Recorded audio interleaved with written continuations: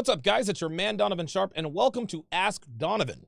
Let's go to Daniel in Alberta, who says I speak so well he thinks I went to Oxford. Hey, Donovan. It's Daniel from Edmonton, Alberta. I just wanted to let you know that you have the most exquisite enunciation, pardon my stutter, and it's a pleasure to listen to you. It's very easy to understand what you're saying. I don't know, I'd say you went to Oxford. Really, a lot of people could use a bit of practice with that. You nailed it. It's very nice to listen to you speak. It's very easy to share that with others who are English as a second language speaker and have a hard time understanding English. So I think with that, it's going to help you make inroads into other non-English markets. Fantastic job. Awesome content. Thanks, and keep it up. Yeah, thanks, Daniel. I appreciate that, man. Yeah, I've always had a really, really good speaking voice. My entire life, I think starting from the time I was like 13, 14 years old, people have told me that I could be on radio, on TV, and all the rest of that stuff. I never went to broadcasting school. I never took classes on radio or television or speeches, public speaking, or anything like that. I've just always had a great speaking voice. My voice inflections, my change in tones, my pronunciation, all of that comes completely natural to me.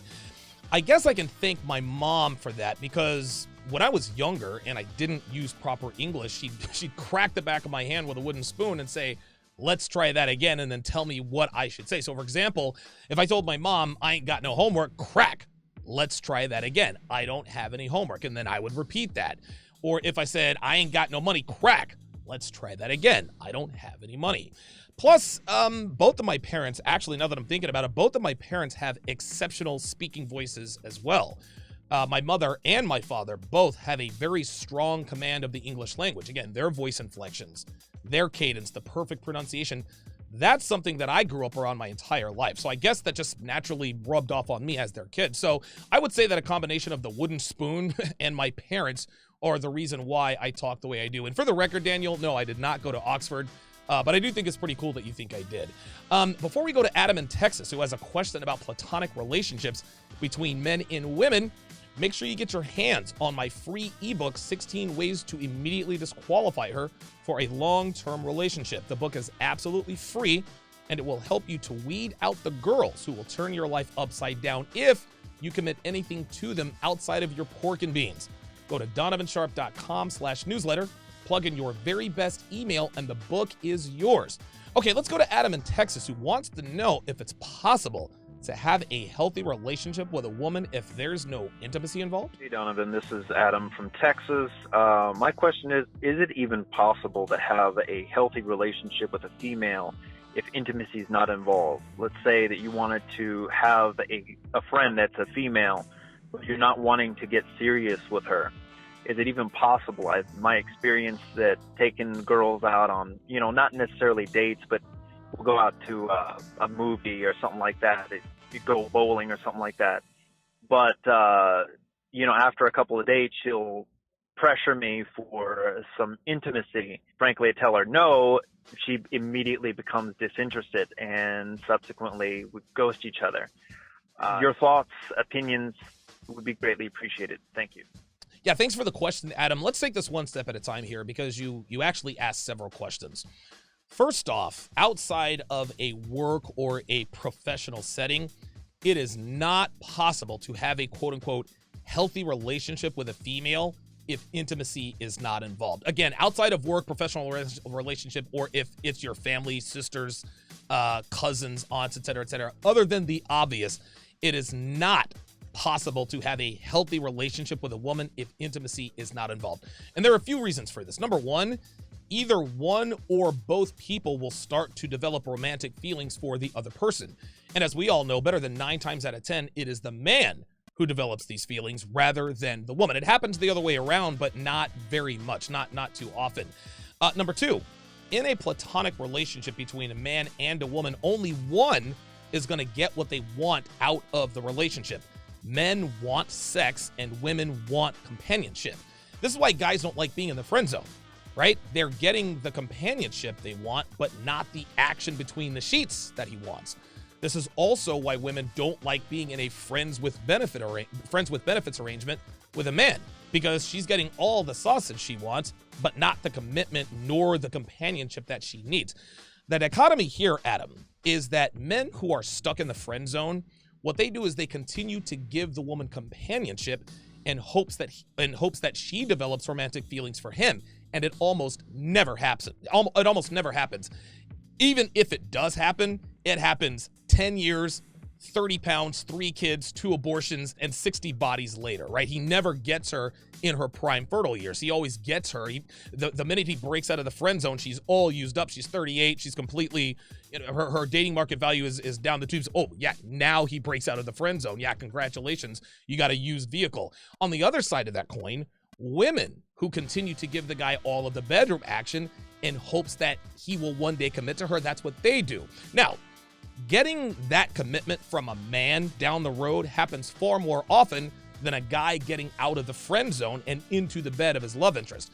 So if you are in a platonic relationship with a woman, Adam, she's getting what she wants out of the relationship without doing what she needs to keep the relationship. In other words, she is getting the benefits of being in a relationship without doing what it takes to keep a man, which is obviously bedroom fun. This phenomenon is otherwise known as the friend zone, and this is why girls love being in platonic relationships with guys that they are not sexually attracted to. They get their emotional needs met by the guy she's friend zoned, but then gets her bedroom needs taken care of by the bad boy with the devil may care attitude. Also, Adam, the friend zone is what allows women to satisfy both sides of their dating strategy, otherwise known in this sector of the web as alpha seed, beta need. There are a couple of other versions that are not safe for YouTube, but I think we all know what I'm talking about here. But my question to you, Adam, is why do you need companionship from a woman without the intimacy? Like that is a feminine need. That's not a masculine need. My second question is, why are you taking girls out on dates without sexual intent? Why are you giving women companionship and paying for dates without wanting intimacy? Now, this isn't to say that because you take a girl out on a date that she owes you anything. She don't owe you a damn thing. Just like you don't owe a woman anything if she sleeps with you. But I'm not exactly sure why you're wanting to go out to dinner with and go bowling with, spend time with girls you have no intention on hooking up with. Your situation sounds like the complete opposite of the situations that most men find themselves in with women. Guys take women out on a few dates, and if the girl doesn't express interest in bedroom fun, they either ghost her or they stick around and allow themselves to be put in the friend zone, hoping that one day he will get out.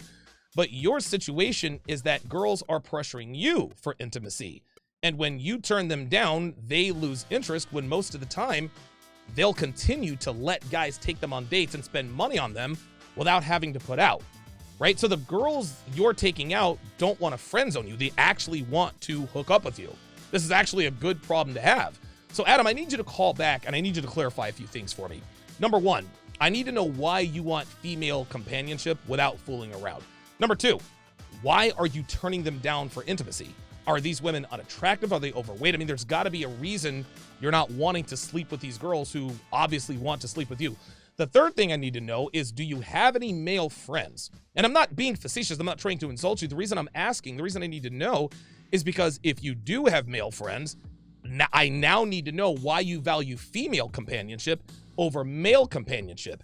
If you don't have male friends, I need to know why that is. Is there something about men you don't trust? Do you not trust them? Number four, you said not wanting to get serious with her. Do you mean in a sexual way or in a companionship way?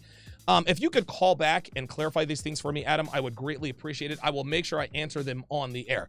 Guys, do not forget, this Saturday afternoon at 3 Eastern, noon Pacific, I will be joined by Terrence Popp in studio for episode 2 of One-on-One with Donovan Sharpe. If you have questions for Terrence, call 702-919-7197. Make sure you specify that your question is for Terrence, myself, or the both of us. If you have a question you'd like for me to answer on Ask Donovan, make sure you let me know who you are, where you're from, and speak very, very clearly. My thanks go out to Daniel in Alberta and Adam in Texas for your questions. Thanks for watching, guys. We'll see you next time.